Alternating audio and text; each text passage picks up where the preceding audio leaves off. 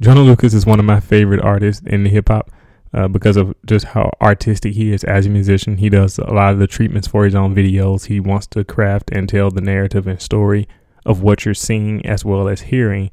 And I think that comes across. I think he shows that he's very talented, as he's been co-signed by people like Busta Rhymes and Eminem.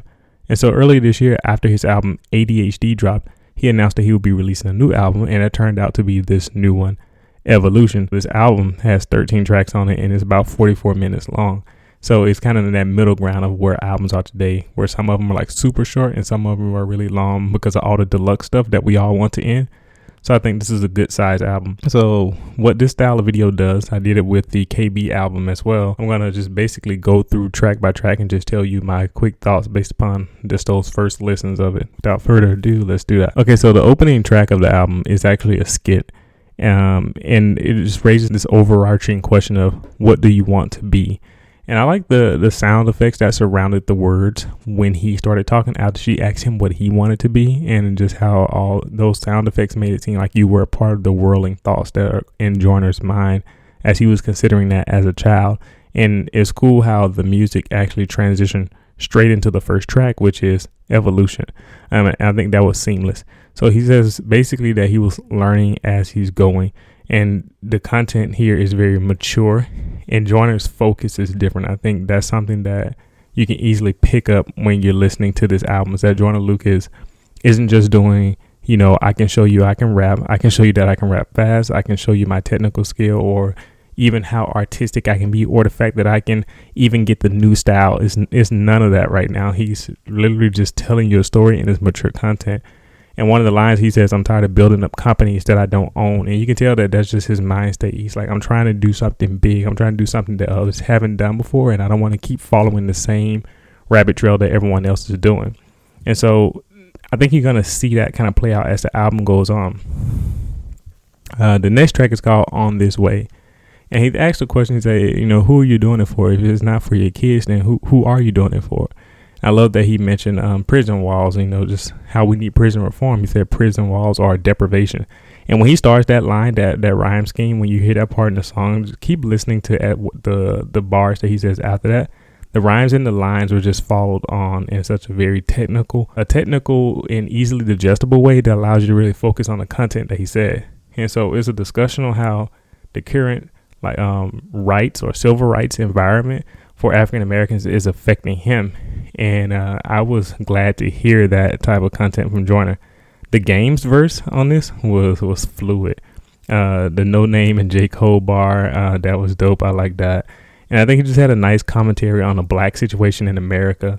And it was masterful. This felt like one of Game's best verses to me in a while. And so I liked it a lot. The fourth track, or in the third song, is Things I've Seen. So quick note, at this point, the production on the track so far has been good. And this one is no exception to that. This track overall is about the black woman experience, I think, in America. And the first verse focused on how black men contribute to that experience negatively. And honestly, I don't know if we should be highlighting this, in this current climate, because it gives a certain group of people, I think, the confidence to deflect from other issues that we're talking about right now. Now, with that said, yes, I do agree that we should be addressing that. And that's not a past. That's not something where I'm like, oh, no, that's not an issue. No, it definitely needs to be addressed. But it's really interesting in this climate to bring it up. I believe that's an in-house talk for black citizens, for black communities. I don't think that's something that everyone should be privy to or should comment on. But that's just me. So we'll talk about that. Overall, it's a beautiful song. And the way the word black is overlaid every time he says black in his verse, I think it's a nice touch, and it adds to the feel of the song. Now, the next track, it was kind of funny because this one's kind of out of place a little bit. Almost like it just doesn't fit at all. But because Joyner is Joyner, I think he just wanted to give people a banger, something to play in the car. And I think that's exactly what Zim Zimma is. The beat on this hits you hard immediately. It's like one of the best beats on the album. The flow on it matches it perfectly. His syllable rhyming is done well as usual. He never is off on syllables. When he says, I got a bird bee and I call her Zazu, that line cracked me up. He always says something funny in his lines, and I'm just like, that's hilarious. The piano keys at the 1 minute and 50 second mark of the track, I really like that. And then he came back with the OnlyFans bar. And it just made me laugh. And I think overall it's just a song about flexing, and he just has the bars in there. One of them that was really funny at the end when he says "trapped in the wrong body" like Young M.A. And that made me laugh because I've been recently listening to Young M.A. a lot more than I have in recent years. And I really grown to respect her writing a lot and how she raps. And I had to get used to it because it's very laid back style. But of course, he's referencing the fact that not only is she homosexual, but she tends to, dress and, I guess, quote unquote, act like a man in some ways. And so like he's saying like, hey, she was meant to be a man, so I'm trapped in the wrong body like Young M.A. And I don't know if I should laugh at that, but it was funny at the time. Right after that track, right after Zim Zima, he goes into another skit. It's called Tattletales. And I laughed because it's just the idea. I'm going to define when a child tries to tell on another child for what they've done, to another, and they weren't involved in the situation. It was interesting because he said, or at least the skit made it seem that snitch and tattletelling is the same thing. But actually, they don't mean the same thing. So it kind of frustrated me a little bit. Now, the crazy part is that the next song fixed it. But before we get to that, I'll actually just talk about why they're not the same thing. So obviously, I think when you snitching is when you're part of the process, when you've done the bad thing and you've been in it, and then you try to unveil information in order to help yourself get out of the situation. Basically the classic, I was doing, the drug sale, or I was a part of this gang and we were doing these activities. When the police questioned me about it, they said it can get me less time, then I told on everybody. That's snitching.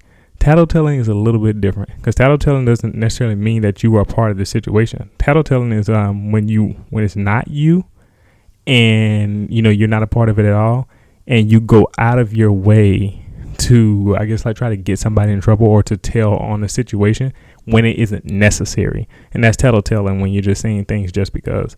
And so I don't like putting them together, like making them equivalent. And that's just a little, I guess, pet peeve of mine in this situation. Now, the track, and it's actually one of the singles, Snitch, it was really, really good. This is actually one of my favorite tracks on the album. And I think he defines snitch much better in his album. And I just want to say, wow, I really like this track. He's rapping from the perspective of, like, the cliche angel and demon on the shoulder of someone who is being faced with police, with the FBI, and they're questioning him about his activities and about how they need names in order to let him off, or he's going down for a long time. So it's like the song that explores the pros and cons of snitching. And I think it's one of the best tracks of the year, in my opinion. You can let me know if you agree with that.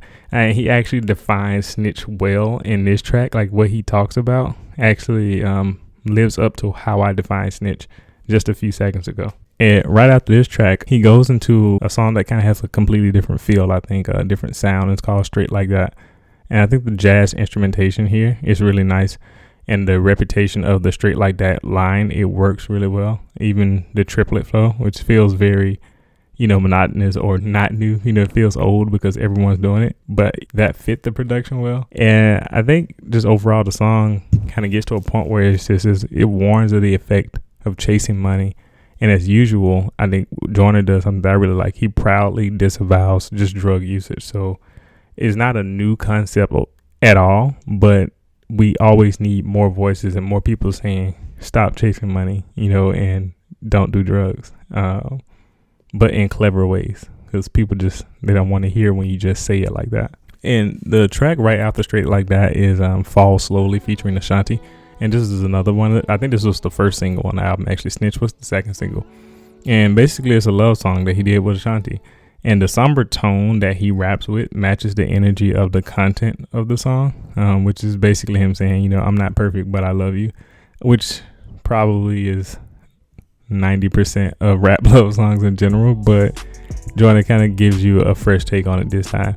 And side note here, also, the album overall has a nice, even soft instrumental production so far. It feels very hip hop, with the exception probably of Zim Zima with that beat, because the beats aren't here to take over. Like, people aren't listening to this album and say, oh, that's an amazing beat, this is something I'm dancing to. The beats are made with the mind to let Joyner rap, and that's why I say it feels very hip hop, because this album is meant for you to listen to it and understand what Joyner is saying, not just dance, not just feel it, not bob your head, but really just listen. But he does that anyway because his flow makes you feel what he's saying and also moves in the rhythm and the pattern that he wants you to. And the hook is nice and melodious on this track. This is a good job by Ashanti overall with the vocals too. And then that moves on right into the next song, which is The Problem. I made a joke when I was listening to it. I said it sounds like some Baby Boy type music. You know, if you ever saw the movie with Tyrese and Taraji P. Henson, I feel like this would have been a song that they played in the movie, probably in some situation where Jody messed up. Joyner has a song, and I think it's just a thought-provoking line for a person who may not have thought about it before. Like for people who don't do that, who aren't the type to, you know, cheat on another person or to hurt their heart. But the idea of, you know, considering the dichotomy of what you're doing, just in a straightforward way, but also put into a song, I think is thought-provoking for a person in that situation. Thoughts like this remind me of why I personally definitely enjoy, you know, that I waited until marriage. I think when you get to experience it in the way, I think because you are not comparing, you're not going to go somewhere else, hopefully, if you have integrity, and hurt this person that you are, you know, quote unquote sleeping with, because this is the person that you're doing it with forever. And I think there's just something, I just want to affirm that for anyone who's like thinking about this or who's young and who's like, man, like, should I wait? Should I go ahead? And I would say wait. I think the hook hits the beat right on time here as well. He does a good job of matching it with what he's doing. The dilemma of I think enjoying a situation, loving an excellent woman, but the sin of lust and greed leading to an unhealthy appetite for, I guess, what I would say lascivious behavior. That's a topic worthy of discussion in more hip hop tracks. I want to see more artists like address this topic and to do it in creative ways. A lot of times hearing artists talk about women in hip hop, it can be, of course, degrading, but also even when it goes deeper, it can be as simple, you know, I'm messed up, you know, we might be messed up together, but we'll figure it out. And it feels shallow. And maybe that's because people don't know how to talk about having relationships, or maybe they don't have that experience. So they can't really make something powerful on it. But I think the potential of this, like seeing Joyner do it, I think is really cool. All in all, what I'm saying, like on this topic, to me, you can never expose the dichotomy of doing wrong while you have a good one enough. Like you can never talk about that enough, because more and more people need to hear it. And I think the introspection from Joyner overall continues in this album, because the next track is Legend. It's featuring Rick Ross, and this is just an introspective track overall. He basically just tells you about all the stuff he learned, like while he was on the come up. You know, I think this is the first time he mentioned, or at least one of the first times he's mentioned all the years that, as he said, that he worked at CVS, working late night shifts. I think just working overnight shifts overall. I think Joyner sounds very Nipsey Hussle on this album to me. You can let me know if you agree with that, but it feels very like inspirational but hard at the same time, if that makes sense. Rick Ross came with the solid verse he typically does when he's on features. I don't like Rick Ross a lot in general, but when he's on features, he does a good job. Particularly, he had a bar about being from the South, and he says, I'm about it, and he made that into a bar. And if you're from the South, you know that song. And but yeah, that's all I got to say on it. And then he has another skit, just the Father's Day skit. I don't have much to say about it. It's a good skit. I think Joyner makes good skits overall. I can listen to them like each time they come up in a rotation, so take that for what you want. And then last, this is probably one of my favorite Joyner tracks ever. One of the best tracks on the album, probably the best track on the album in my opinion. It's called Like a River. This is how he ends it. And I think he sums it up in one of the lines. He said, you just come and go. And he just talked a lot about his relationship with his dad. He even stated how he probably started rapping to impress his dad. His dad wanted to be a musician himself, and it didn't really work out. And he wants to now be a better dad because of how his dad treated him. He was put in foster care at one point. He's like unveiling all this stuff in the song, and I was like, wow, Joyner never really gets vulnerable. And this album was like really different. And he's just saying how he saw his dad out with all these different women and how he treated them, and maybe the things that were wrong were actually his fault and he blamed them. And I was like, that's kind of crazy. But Joyner did it. He went really introspective, got really vulnerable. And he basically said, I overcame the negativity of my dad and I succeeded. And it's sad that had to be the case, that he had to do that. But seeing where he is now, it's kind of cool to hear him look back on everything and say, like, I overcame what I thought I was going to, repeat. And I think that's powerful. That's inspirational more than anything. I want to see more of this style of rapping from Joyner Lucas, this style of storytelling where he's this vulnerable, because I think he has a power like in his voice and in his skill to reach a lot of people talking about these things. But anyway, I think this is probably one of my favorite Joyner projects overall. I mean, he's really only released like 4 projects overall, and I think this might be my favorite actually, which is weird because I don't know if I would have guessed that coming into it, but you never know when you're listening. So with that said, I want to know your thoughts on the album. Let me know what you think, and I'll see you in the comment section. Thank you for watching it. I'll see you next time.